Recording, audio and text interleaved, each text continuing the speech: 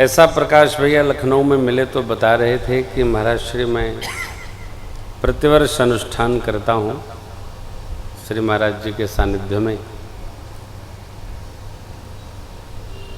तो ऐसा मैं मानता हूँ कि आपको राम कथा सुनने का अभ्यास है, फिर भी वक्ता को श्रोता को समझने में एक दिन का समय लगता है।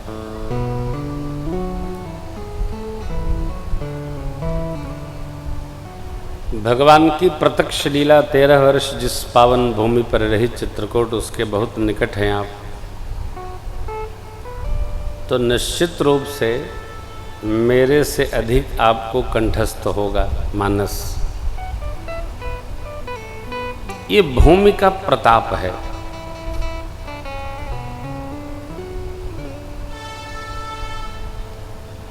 परंतु लिखा पढ़ी में और कहने में बहुत अंतर होता है।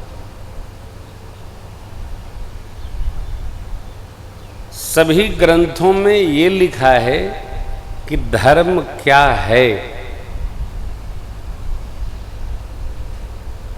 पर श्री रामचरितमानस में ये लिखा है बाबा ने कि धर्म को कैसे जीना है।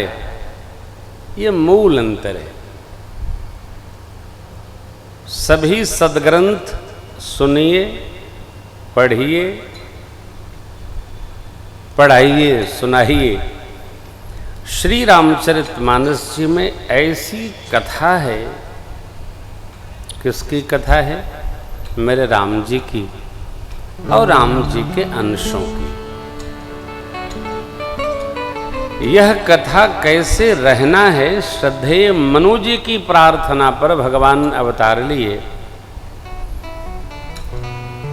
और राम रूप में आकर मनु जी ने प्रार्थना जब किया तो परमात्मा इस चरित्र को जी गए जो उन्होंने स्मृति में वर्णन किया है।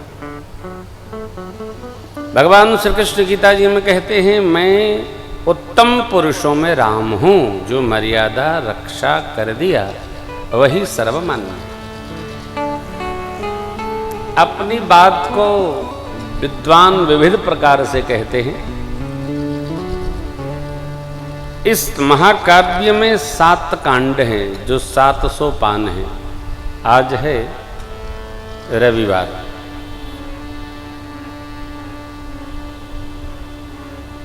कथा चलते चलते एक एक दिन आगे बढ़ेगी। ऐसी विधि है कि प्रथम दिन क्या कहना है, कितना, थोड़ी महात्मा की चर्चा करते हैं और महात्मा के बाद कथा का प्रारंभ उपक्रम है, फिर कोई चरित्र होगा, ऐसे क्रम बढ़ता है। बहुत समय बालकांड के साथ रहना पड़ता है क्योंकि संस्कार और श्रृंगार लीला बालकांड तक है। उसके बाद तो भगवान का अपना दिव्य चरित्र प्रारंभ होता है और भगत जिसकी जैसी चेतना है वैसा समझ लेता है। ये चित्त में बिठाइएगा। प्रातः स्मरणी पूज्यपाद गोस्वामी श्री तुलसीदास जी महाराज ने ये कहीं नहीं कहा है पूरे मानस जी में कि ये मैंने लिखा है। क्या कहा? रचि महेश निज मानस राखा,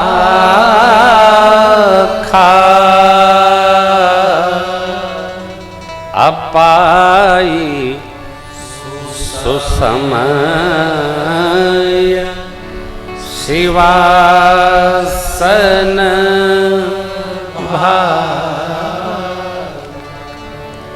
भगवान भूत भावन शिव जी ने इस मानस सर को रचकर अपने मानस में रखा है।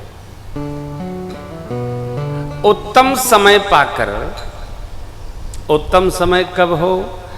तो जब कोई योग्य सुनने वाला मिल जाए। जैसे आप कोई बात कह रहे हैं, कोई सुन ही नहीं रहा है, तो कहने का उत्तम समय नहीं है। उत्तम समय कब है? तो जब आपकी बात सुनी जाए। महापुरुषों का ऐसा चिंतन है कि बचपन में बच्चे बात सुने चाहे न सुने, कहे रहो। क्या उनके कल्याण की, संस्कार की बातें एक न एक दिन तो सुनेंगे, नहीं सुनेंगे तो समझ में आएगी। पूज्यपाद गोस्वामी जी कहते हैं, मैं पुनि निज गुरु सन सुनी, कथा सुसु कर खेत। समझी नहीं क्यों? तसी बालपन तब अति रहूं अचेत। मैं छोटा था तदपि कही गुरु 12 गुरुदेव ने बार बार, क्यों? श्रेष्ठ संस्कार की बातें, जीवंत बातें, परमार्थ की बातें एक बार सुनने का प्रभाव नहीं पड़ता है। बार बार जब सुनी जाती है तो बात का प्रभाव अवश्य पड़ता है। यहां बाबा ने अपनी बात कही, तदपि कही गुरु 12 समुझे परे कछु मति अनुसार। तदपि कही 12 समुझे परे कछु मति अनुसार। जो समझ परी, भाषाबद्ध करब मैं सोई, मोरे मन प्रबुद्ध जेहि होई। भाषाबद्ध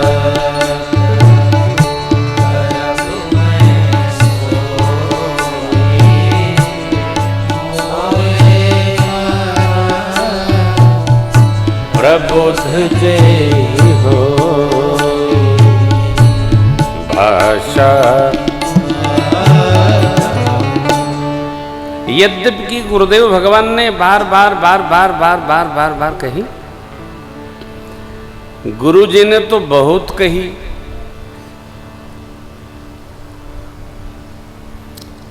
परंतु चेला जी को पकड़ में कितनी आई। गुरु जी ने बार बार सुनाया, चरित्र, कथा, प्रवचन, दृष्टांत, कथानक, श्लोक, ऋचाएं वेद की कितनी सुना दी जाए, परंतु जितनी अपनी थाती होगी मस्तिष्क में पकड़ में बात उतनी ही आती है।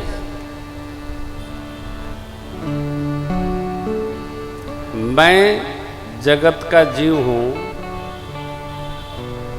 सांसारी प्राणी हूं, महात्मा नहीं हूं, मैं कथावाचक हूं। जो रहता हूं वो कहता हूं, ये मेरा अभ्यास है। जो मेरे समझ में नहीं आया और जिसको मैं प्रयोग में नहीं ले आ सकता उसको मैं कह नहीं सकता, हमारे बस का नहीं है। परंतु जो मैं कह रहा हूं वो श्रोता उतना ही ग्रहण कर पाएगा जितनी उसकी ग्राह्यता की क्षमता है। कही तो बहुत जाए परंतु समझी कितनी जाए। मोरे मन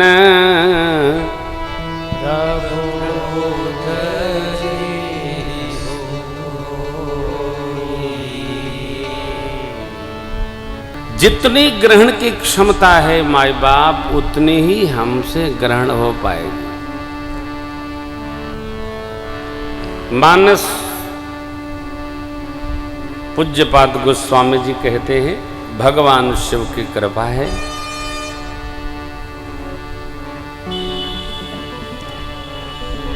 और इस मानस सर में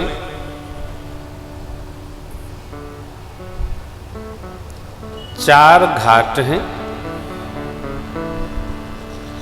ज्ञान घाट, भक्ति घाट, कर्मकांड घाट और शरणागति घाट। चारों घाटों के 4 वक्ता हैं, 4 श्रोता हैं। श्रोता का भी अपना अलग प्रकार है। कौन किस भाव से, किस विधि से और किस चेतना से श्रवण कर रहा है, और कौन किस चेतना से इन सर का, इस भाव का, कथा का गान कर रहा है।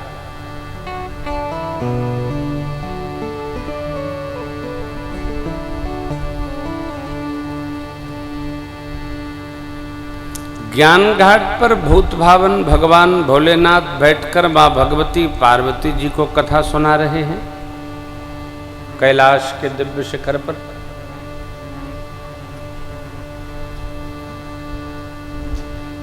भक्ति घाट पर श्री कागभूषण जी महाराज गरुण जी के प्रति राम कथा गा रहे हैं। और भी जो सुन रहा है, कोई ऋषि मुनि किस वेश में, हंस वेश में नाना विधि बैठकर कथा श्रवण कर रहे हैं। तीर्थराज प्रयाग में याज्ञवल्क जी महाराज भरद्वाज जी के प्रति कर्मकांड घाट पर बैठकर कथा गान कर रहे हैं। और काशी जी में प्रातस्मरणीय पूज्यपाद गोस्वामी तुलसीदास जी महाराज गंगा मैया के तट पर बैठकर शरणागति भाव से भगवान की मधुर कथा गा रहे हैं। बाबा ने बालकांड के 43 के पर्व में कहा है, जिस जीव की भगवान हरिहर में रति है, उनके चरणों में प्रीति है।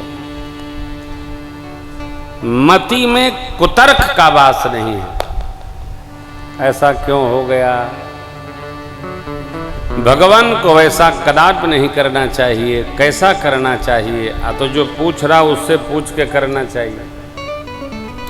ये कुतर्क है। गोस्वामी जी, हरिहर पद रति मति न कुतर तिन कहूँ मधुर कथा रघुबर की। हरिहर पद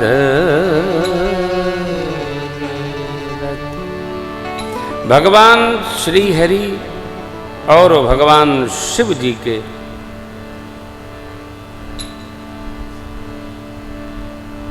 चरणों में जिसकी रति है, मति में अन्यथा प्रश्न नहीं है, उन जीवों को तो भगवान की ये कथा मधुर लगती है। देखिए, कथावाचक होना सरल है, कथा का श्रोता होना बड़ा कठिन है। गाने में बल नहीं लगता, सुनने में बल लगता है। इसी बाबा कहते हैं, श्रोता वक्ता ज्ञान निधि कथा राम के गूढ़।